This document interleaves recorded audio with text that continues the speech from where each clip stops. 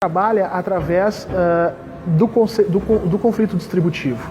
Né? Toda vez que nós vamos olhar o crescimento do fascismo, se você for olhar o padrão de votação na Alemanha, o fascismo só vai realmente crescer e tomar força eleitoral a partir de 1929, depois da crise de 29. Então, é óbvio que os microfascismos, como dizem Deleuze e Guattari, eles estão presentes em todos os indivíduos.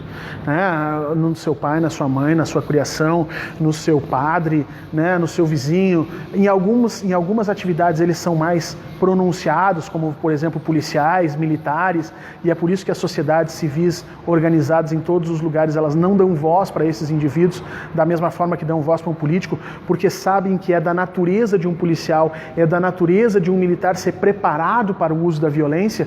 Ninguém está aqui falando contra a pessoa do policial, o caráter, mas a natureza da função social dele dá a ele determinada perspectiva sobre o uso da violência, que não é a perspectiva civil, que não pode se confundir com a perspectiva civil.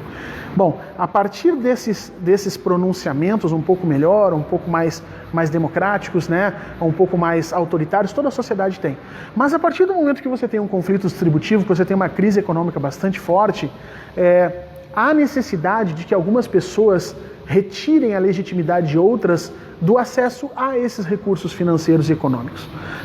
Então, isso é importante. Eu sempre digo para as pessoas, quando existem 10 pães para dividir entre 5 pessoas, todo mundo está feliz, nós vamos fazer festas, nós vamos dividir o pão, nós vamos incluir as pessoas, vão achar maravilhoso. Quando passam a existir 5 pães para dividir entre 5 pessoas, as pessoas começam a falar em austeridade. Não, é preciso economizar, vamos ser austeros. Quando passa a existir 2 pães para dividir entre 5 pessoas, surge o fascismo. Porque o fascismo vai dizer, olha, de nós 5, vocês 3 não têm direito ao pão. E não tem direito ao pão por quê? Porque você é vermelho, porque você é gay, porque você torce pelo time tal, porque não interessa o motivo. Os motivos são os mais loucos possíveis, porque você não é católico, porque você não é cristão. Os motivos que o fascismo usa para fazer essa secção, para deslegitimar o acesso dos cidadãos a determinados recursos financeiros e recursos econômicos, eles são parte das razoabilidades de cada momento, especificamente de cada época histórica. Mas é sempre com a mesma função, a função de retirar de determinados indivíduos o direito ao acesso a determinados recursos econômicos ou financeiros. Isso está acontecendo no Brasil de forma muito clara.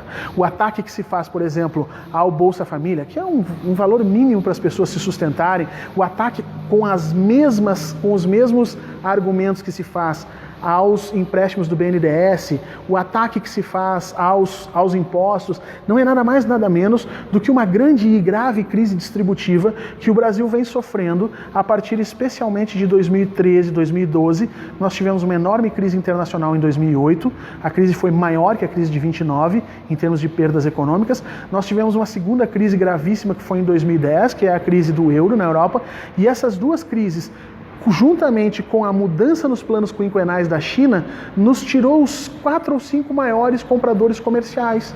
Os Estados Unidos pararam de comprar, a União Europeia parou de comprar, a China parou de comprar, e nós tivemos uma redução da nossa entrada, dos nossos ganhos, e os custos sociais que nós tínhamos do nosso Estado, que ainda era muito pequeno, que ainda não atende os nossos cidadãos, que não tem saúde para todo mundo, que não tem educação para todo mundo, mas ainda assim é um Estado que está em processo de expansão, esse custo se manteve, e aí nós temos uma crise econômica grave no Brasil. E diante dessa crise econômica grave, o discurso fascista cresce. E você pode ver que o discurso fascista ele é sempre endereçado na violência e na retirada dos indivíduos do acesso a determinados veios que são recursos financeiros ou econômicos e que no jargão hoje dos fascistas no Brasil são chamados de boquinhas. Né? Então sempre vai aparecer assim, acabou a boquinha para você. Não, meu amigo, hoje a boquinha pode ser o Bolsa Família. Hoje a boquinha, se você acredita nesse discurso, hoje a boquinha pode ser um empréstimo com um juro menor feito pelo Banco do Brasil ou pelo BNDES, mas daqui a 1 ano, 2 anos, a boquinha vai ser o teu salário como funcionário público, a boquinha vai ser o teu seguro, a tua licença prêmio, a boquinha vai ser as tuas férias, a boquinha vai ser o empréstimo que é dado para financiamento agrícola no Brasil, por exemplo, a boquinha vai ser o empréstimo dado para a criação de novas empresas. Isso vai se alargando. Cada vez mais nós vamos excluir as pessoas do acesso a esses recursos e concentrando cada vez mais riqueza. E o grande problema, que a burguesia sofreu isso no período entre guerras e que vai sofrer isso até o final da Segunda Guerra, e a burguesia brasileira não se deu conta disso ainda, mas vai se dar daqui a um minutinho, é que o fascismo ele não é contido por dinheiro. Não há na história um fascista milionário.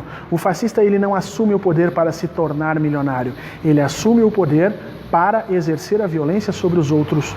E, portanto, você não consegue corromper um fascista, você não consegue... O fascista não, embora o sistema fascista seja corrupto sim, há inúmeros estudos na Alemanha e na Itália sobre isso, mas os líderes fascistas não, eles mantêm a percepção de austeridade, de dever, E aos pouquinhos o sistema capitalista começa a ser entendido como algo fora da lei. Porque, como eu te disse, hoje a boquinha é o Bolsa Família, mas amanhã a boquinha vai ser o teu salário como professor, que vai ter que ser reduzido, o teu salário como funcionário público, que vai ter que ser reduzido em prol da nação, em prol do bem do Brasil, em prol de qualquer outra coisa, porque esse é o caminhar do discurso da austeridade, do conflito distributivo que nós estamos vivendo. Então, mesmo que hoje você não se sinta atingido por essa situação, você ache que talvez vá passar por 4 anos de um fascismo incólume, não, eu tenho meu emprego público, eu vou maneirar no que eu falo, vou ficar no meu canto. Entenda que em 1, 2 anos isso não vai mais acontecer. Você vai estar no alvo. E o problema é que quando chegarem ao alvo seu, já vão ter desmantelado grande parte da sua rede de apoio.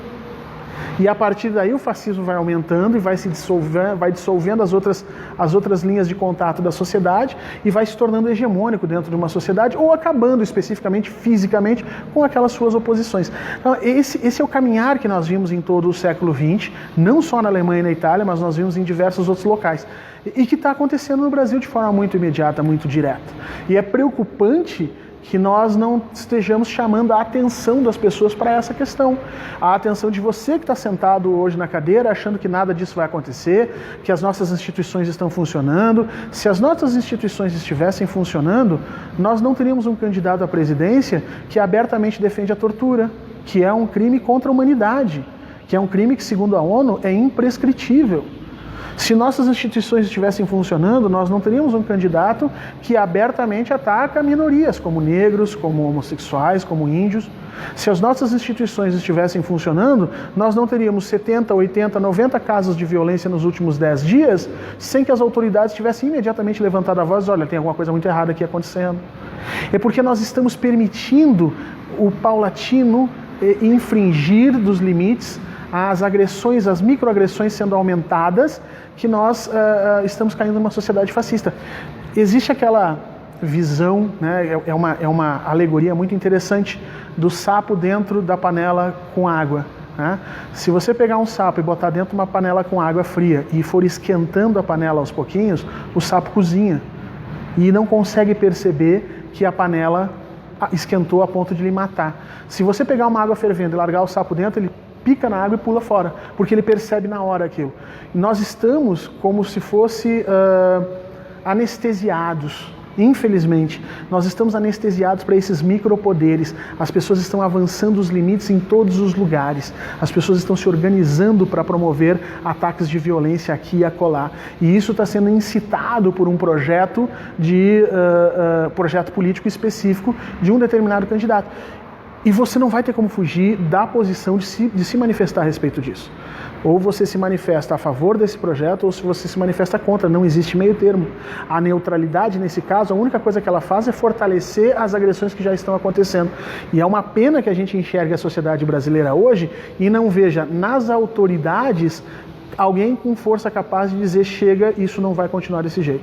O nosso STF lava as mãos a todo momento, os nossos juízes de primeiro grau quase estão inseridos dentro desse projeto fascista, e o Brasil virou, nos últimos anos, a lei do mais forte. Quem pode mais faz, quem não pode aguenta, porque a tempestade vai ser grande.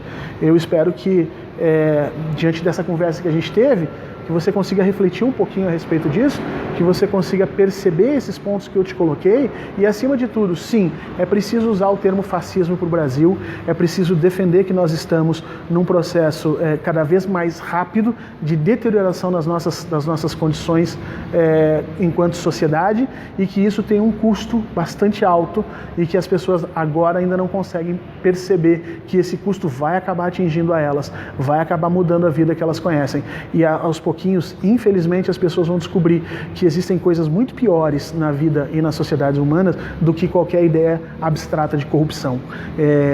Eu espero que a gente consiga tempo e força suficiente para combater esse projeto político, para que nós não caiamos dentro de uma sociedade em que a violência seja essencialmente o signo que vai nos dizer o que fazer ou o que não fazer, que lado votar, em que lado não votar, e que a gente possa construir uma sociedade plural, uma sociedade que respeite os seus pontos de vista e que não trabalhe especificamente com a ideia da eliminação do outro, da eliminação daquele que não concorda comigo, seja porque ele é corrupto, seja porque ele é gay, seja porque ele é uma mulher, seja porque ele tem uma tatuagem, enfim, os motivos são completamente diferentes. Muito obrigado, agradeço esse espaço, vamos ver se a gente consegue conversar, dialogar e evitar esse fim terrível que se apresenta para nós. Um abraço.